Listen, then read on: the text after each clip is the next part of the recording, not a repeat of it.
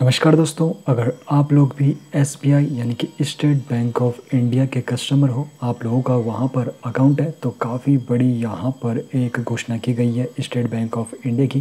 तो क्या यहां पर बदलाव हुआ है, सब कुछ विस्तार से हम समझने वाला है।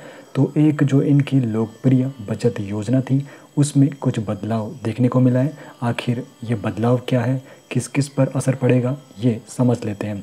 तो जो इनकी ये योजना थी, पहले जो पुराना नियम था, न्यूनतम बैलेंस आपके अकाउंट का 35,000 रखा गया था जिससे आपको फ़ायदा मिलता था। और जो अब नया नियम है, आपके बचत खाते में 50,000 न्यूनतम बैलेंस होना चाहिए।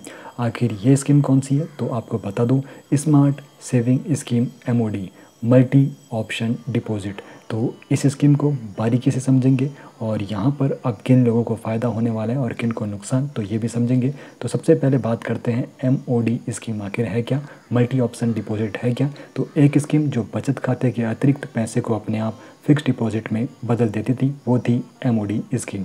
तो सेविंग अकाउंट की आसानी और एफडी के अच्छे रिटर्न का एक शानदार मिश्रण वाली यह स्कीम जो थी, जिसमें नए नियम आ चुके हैं। अब यहाँ पर न्यूनतम बैलेंस का जो क्राइटेरिया है 50,000 हो चुका है।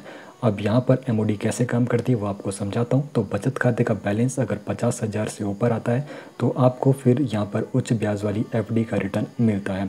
अब एफडी में मौजूद फंड पर बचत खाते की तुलना से अधिक ब्याज मिलता है और इसमें जब चाहे आप लोग यहाँ पर अपने अकाउंट से रुपए भी निकाल सकते थे। और इसका जो सबसे बड़ा लाभ है, यहाँ पर सीनियर सिटीजन को भी मिलता है, क्योंकि सामान्य लोगों की तुलना में सीनियर सिटीजन्स को इस स्कीम में अतिरिक्त इंटरेस्ट का फ़ायदा मिलता है। अब कौन कौन लोग इस स्कीम से प्रभावित होने वाले हैं, जो अभी यहाँ पर नया नियम आया हुआ है, और बचतकर्ताओं पर क्या प्रभाव पड़ने वाला है, समझ लेते हैं। जो लोग महीने में मात्र 35,000 से 50,000 तक ही बचा पाते हैं, उनके अकाउंट में इतना रहता है, तो वो लोग अब लाभ नहीं उठा पाएंगे। कमाई का रास्ता उनके लिए बंद हो चुका है। लेकिन जो बड़े बचत करते हैं, जिनका जो अकाउंट में 50,000 से ज़्यादा बैलेंस रहता है, तो वो इस योजना का फ़ायदा उठाते रहेंगे और एफडी रिटर्न उनको यहाँ पर अच्छा मिलता रहेगा।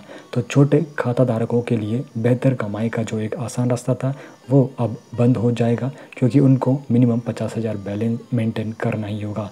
तो बैंक के नज़रिए से बात करूं तो यह डिपॉजिट कॉस्ट को मैनेज करने की एक रणनीतिक चाल है और यहाँ पर छोटे बचतकर्ताओं को नुकसान सीधे तौर पर देखा गया है।